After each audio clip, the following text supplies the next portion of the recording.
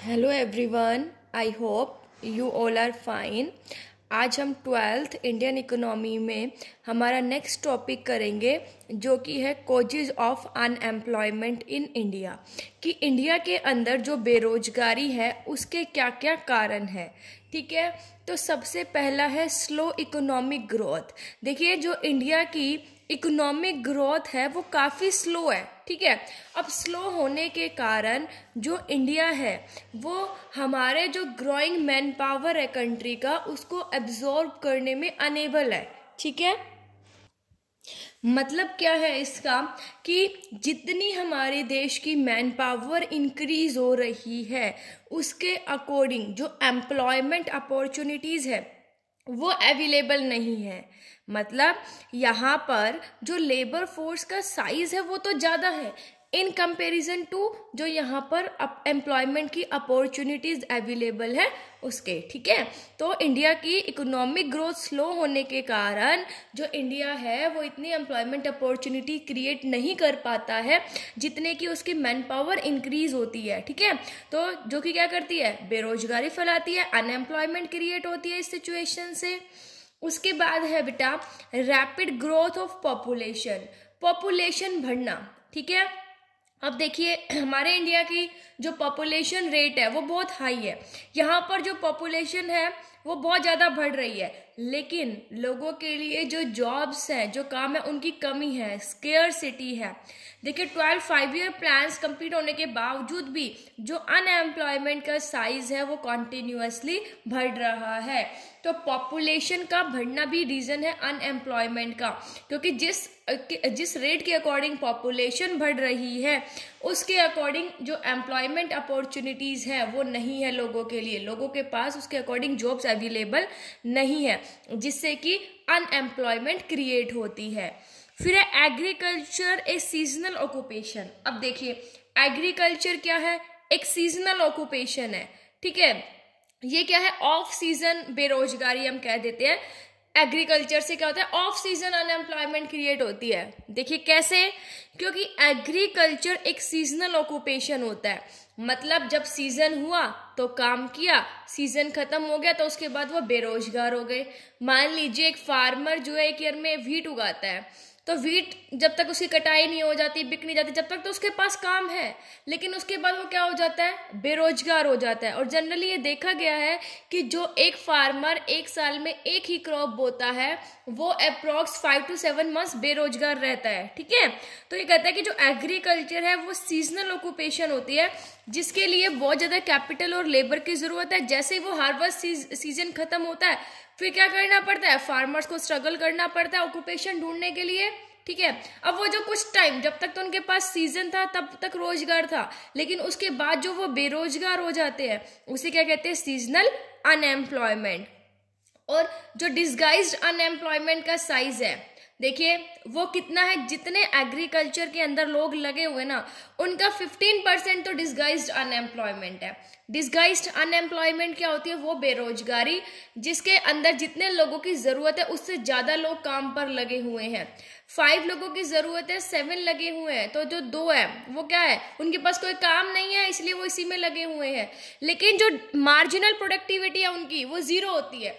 मतलब अगर हम उन वर्कर्स को हटा भी देंगे, ठीक है, वो लोगों को हटा भी देंगे पर्सन्स को वहां से, तो काम में कोई फर्क नहीं पड़ेगा। ठीक है, तो क्या होता है, ये कहता है कि जो सीजनल जो है, ठीक है, मतलब हम कह सकते हैं कि सीजनल नेचर होने की वजह से भी क्या होता है, अनएम्प्लॉयमेंट क्रिएट होती है। जैसे एग्रीकल्चर सीजनल है, ठीक है, तो उसकी वजह से भी क्या हो रहा है, अनएम्प्लॉयमेंट क्रिएट होती है। उसके बाद है लैक ऑफ इरिगेशन फैसिलिटीज। हमारे यहाँ पर सिंचाई के साधन की बहुत कमी है। ठीक है, देखिए प्लानिंग करने के बावजूद भी जो इरिगेशन फैसिलिटीज है वो अभी भी लिमिटेड है। जो ओनली एग्रीकल्चर का जो एरिया है ना उसका ओनली 44% ही कवर करती है। अब इरिगेशन नहीं है तो मोनोक्रॉपिंग करते हैं लोग। मोनोक्रॉपिंग क्या होता है कि एक साल में एक ही क्रॉप उगाना, वही कंपल्सन बन गया है। क्यों, क्योंकि एक से ज्यादा क्रॉप उगाते हैं तो उनके पास इरिगेशन फैसिलिटीज नहीं है, सिंचाई के साधन नहीं है, तो कैसे हुआ है। तो अब मल्टी क्रॉपिंग नहीं होती तो क्या हो जाता है, एम्प्लॉयमेंट की जो अपॉर्चुनिटीज है वो लिमिटेड हो जाती है। एक साल में एक क्रॉप उगा रहे हैं अब भाई वीट उगाया, कट गया, बेच दिया, तो अब ये तो नहीं है उसके जस्ट बाद वीट उगा देंगे, जब उसका अगला सीजन आएगा जब भी उगाएंगे। लेकिन अगर हम मोनोक्रॉपिंग करते हैं तो एक वीट गया, उसके बाद जो अगली फसल का नंबर आया वो हम कर सकते हैं, लेकिन सिंचाई के साधन नहीं है, तो इस वजह से भी जो अनएम्प्लॉयमेंट है वो क्रिएट होती है। फिर है ज्वाइंट फैमिली सिस्टम। अब ज्वाइंट फैमिलीज के अंदर सारे लोग मिलकर काम करते हैं, ज्वाइंट इनकम पर ही उनका घर चलता है, ठीक है, तो जिससे कि डिस्गाइज्ड अनएम्प्लॉयमेंट क्रिएट होती है, क्योंकि वो लोग सब मिलकर काम करते हैं। अगर वो खेती बाड़ी के अंदर इंक्लूड है तो अगर फैमिली मेंबर 7 है तो 7 लगे हुए हैं, ठीक है। अब ये तो नहीं है 5 की जरूरत है तो 2 को हटा देंगे, सब लोग मिलकर करते हैं, जिससे कि डिस्गाइज्ड अनएम्प्लॉयमेंट भी क्रिएट होती है। फिर है DK of cottage and small industries. जो स्मॉल इंडस्ट्रीज थी, जो कॉटेज इंडस्ट्रीज थी, वो खत्म हो गई। देखिए ब्रिटिश रूल था तो उस दौरान क्या हुआ था, हमने स्टडी भी किया था कि जितनी भी कॉटेज और स्मॉल इंडस्ट्रीज है वो खत्म हो गई थी, कम हो गई थी। उसके बजाय देखो इंडिपेंडेंस के बाद क्या हुआ, काफी लार्ज स्केल इंडस्ट्रीज डेवलप हुई हमारे यहाँ पर, लेकिन वो जितनी एम्प्लॉयमेंट की जरूरत थी ना उतनी एम्प्लॉयमेंट अपॉर्चुनिटी क्रिएट नहीं कर पाए। इस वजह से भी अनएम्प्लॉयमेंट क्रिएट हुई, क्योंकि पहले कॉटेज और स्मॉल इंडस्ट्रीज थी, इंडिया के अंदर सेल्फ एम्प्लॉयमेंट से लोग काम करते थे तो कोई दिक्कत नहीं थी। लेकिन इंडिपेंडेंस के बाद लार्ज इंडस्ट्रीज आई, लेकिन वो उतनी एम्प्लॉयमेंट अपॉर्चुनिटीज क्रिएट नहीं कर सकी। फिर है लो सेविंग्स एंड इन्वेस्टमेंट। अब देखिए कि कैपिटल की कमी थी, और कैपिटल अगर जो लिमिटेड कैपिटल थी, लिमिटेड थी कैपिटल, तो उसका यूज जो है वो अनएम्प्लॉयमेंट को खत्म करने के लिए नहीं किया जा रहा था, इतना ऑप्टिमली यूज नहीं किया जा रहा था।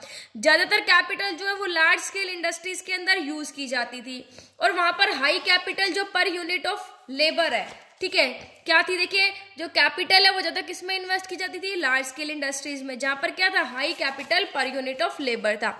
अब मतलब यहाँ पर जो labour per unit of capital, मतलब जितनी हम कैपिटल लगा रहे हैं उसके अकॉर्डिंग जो एम्प्लॉयमेंट थी वो बहुत कम थी, एम्प्लॉयमेंट अपॉर्चुनिटीज क्रिएट नहीं हो पा रही थी। और वैसे भी वेस्टर्न टेक्नोलॉजी का यूज किया जाता था, वहां पर मशीन्स के थ्रू काम किया जाता था, तो एम्प्लॉयमेंट की अपॉर्चुनिटीज तो वैसे भी कम क्रिएट होती थी, तो उससे भी अनएम्प्लॉयमेंट क्रिएट हुआ। फिर है लिमिटेड मोबिलिटी ऑफ लेबर। जो मोबिलिटी ऑफ लेबर है इंडिया का वो कम है, लोग माइग्रेट नहीं होते हैं, ठीक है भाई, कुछ फैमिली लिमिटेशंस हो गई, कुछ सोशल लिमिटेशन होने की वजह से जो पीपल है वो उन दूर एरियाज में जाना पसंद ही नहीं करते थे, जाते ही नहीं थे जहां पर जॉब्स अवेलेबल थी। वो सोचते थे हमारे घर के आसपास कहीं काम मिल जाए हम वहां पे कर लें, या फिर नहीं मिलता तो इसलिए वो खेती बाड़ी कर लेते थे। तो मोबिलिटी कम हो गई तो अनएम्प्लॉयमेंट भी ज्यादा होती है। तो ये कुछ रीजंस थे कि अनएम्प्लॉयमेंट के, जो इंडिया के अंदर अनएम्प्लॉयमेंट बढ़ रही है उसके कुछ ये रीजंस हैं, ठीक है। अब नेक्स्ट है हमारा economic and social consequences of unemployment, कि अनएम्प्लॉयमेंट के इकोनॉमिक और सोशल परिणाम क्या थे। तो देखिए इकोनॉमिक कॉन्सिक्वेंसेज क्या है, बेरोजगारी के कारण non utilisation of man power. भाई अब पीपल बेरोजगार थे तो जो हमारे यहाँ का मैन पावर है वो भी अच्छे से यूटिलाइज नहीं हो रहा था, जो कि एक सोशल वेस्टेज है। भाई उनको एम्प्लॉयमेंट अपॉर्चुनिटीज नहीं मिल रही थी, वो लोग बेरोजगार थे, ठीक है, काम नहीं कर पा रहे थे, वो काम करना चाहते थे पर उन्हें काम नहीं मिल रहा था, तो जो मैन पावर है उसका नॉन यूटिलाइजेशन हो रहा था। उसके बाद है लॉस ऑफ आउटपुट। अब देखिए बेटा, मैन पावर रिसोर्सेज जो है उसका अच्छे से यूटिलाइजेशन नहीं हो रहा था, तो आउटपुट की भी कमी आ रही थी, आउटपुट का भी लॉस हो रहा था, क्योंकि जो लोगों के पास रोजगार ही नहीं है, जो अनएम्प्लॉयड पर्सन्स है, वो चाहते हुए भी आउटपुट के अंदर कोई भी कंट्रीब्यूशन अपना नहीं दे पा रहे थे।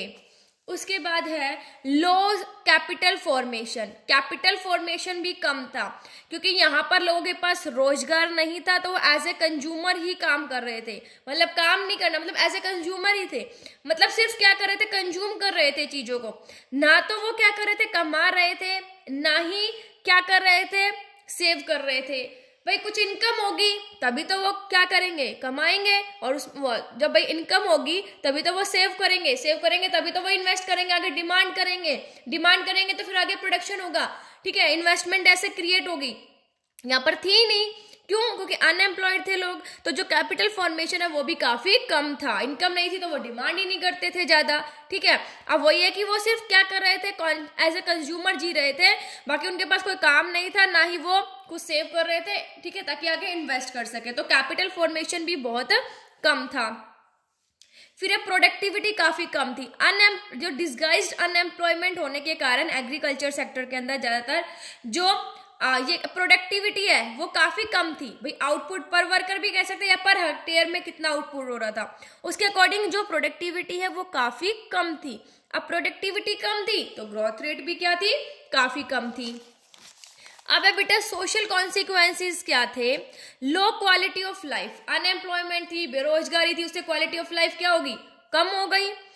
इनइक्वालिटी क्रिएट हो गई, अनएम्प्लॉयमेंट ज्यादा थी तो इनकम और वेल्थ के अंदर इनइक्वालिटीज क्रिएट हो गई। ग्रोथ जो है वो सोशल जस्टिस के साथ नहीं हो रही थी। मान ग्रोथ तो हो रही थी, ठीक है भाई, मशीन्स का यूज किया जाता था, हमारी प्रोडक्शन बढ़ता था, हमारी जीडीपी इंक्रीज होती थी, लेकिन एम्प्लॉयमेंट अपॉर्चुनिटीज इंक्रीज नहीं हो रही थी, तो इनइक्वालिटी थी वहां पर, ठीक है। सोशल अनरेस्ट था, अशांति थी। देखो अब लोग बेरोजगार रहेंगे तो वो किसी ना किसी एक्टिविटीज में तो इन्वॉल्व होंगे ही, अपने जीविका कमाने के लिए, खाने के लिए, भूखे तो नहीं मरेंगे ना वो, ठीक है। तो ज्यादातर लोग गलत एक्टिविटीज में इन्वॉल्व हो जाते थे, जैसे चोरी करना, ठीक है, टेररिज्म जो कैंप होते हैं उनको ज्वाइन कर लेना, फिर बाद में टेररिस्ट बन जाना, तो ये सारे भी सोशल कॉन्सिक्वेंस थे। क्लास स्ट्रगल होने लगा, अनएम्प्लॉयमेंट ने सोसाइटी को दो पार्ट्स में डिवाइड कर दिया, भाई जिनके रिच और पुअर, ठीक है, पुअर और पुअर होते जा रहे थे, रिच और रिच होते जा रहे थे, तो ये इसके सोशल कॉन्सिक्वेंसेस थे। आई होप आपको ये टॉपिक समझ आ गया होगा। Thank you, stay safe, stay home.